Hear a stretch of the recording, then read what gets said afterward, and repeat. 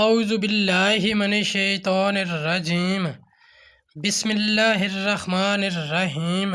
طالب علم ساتھیو، اس سے پہلے والی ویڈیو میں ہم نے سورہ آل عمران کی آیت نمبر 8، 9، 10 اور 11 کے بارے میں پڑھا۔ اس ویڈیو میں ہم سورہ آل عمران کی آیت نمبر 12 کا ترجمہ، تفسیر، عربی، شان نزول پڑھیں گے اور قرآن کی روشنی میں اہم دینی مسائل بھی سیکھیں گے۔ فرمان علی شان ہے کہ علم حاصل کرنا ہر مسلمان مرد عورت پر فرض ہے۔ اے اللہ ہمارے علم میں اضافہ فرما، آمین۔ سورہ آل عمران آیت نمبر 12۔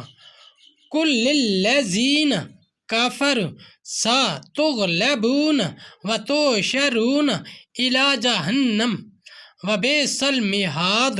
ترجمہ، فرما دو کافروں سے، کوئی دم جاتا ہے کہ تم مغلوب ہوگے اور دوزخ کی طرف ہانکے جاؤ گے، اور وہ بہت ہی برا بچھونا ہے۔ شان نزول اور تفسیر۔ شان نزول، حضرت ابن عباس رضی اللہ تعالی عنہ سے مروی ہے کہ جب بدر میں کفار کو رسول اکرم صلی اللہ علیہ وآلہ وسلم شکست دے کر مدینہ طیبہ واپس ہوئے تو حضور نے یہود کو جمع کر کے فرمایا کہ تم اللہ سے ڈرو اور اس سے پہلے اسلام لاؤ کہ تم پر ایسی مصیبت نازل ہو جیسی بدر میں قریش پر ہوئی۔ تم جان چکے ہو میں نبی مرسل ہوں، تم اپنی کتاب میں یہ لکھا پاتے ہو۔ اس پر انہوں نے کہا کہ قریش تو فنون حرب سے ناآشنا ہیں، اگر ہم سے مقابلہ ہوا تو آپ کو معلوم ہو جائے گا کہ لڑنے والے ایسے ہوتے ہیں۔ اس پر یہ آیت کریمہ نازل ہوئی اور انہیں خبر دی گئی کہ وہ مغلوب ہوں گے اور قتل کیے جائیں گے، گرفتار کیے جائیں گے، ان پر جزیہ مقرر ہوگا۔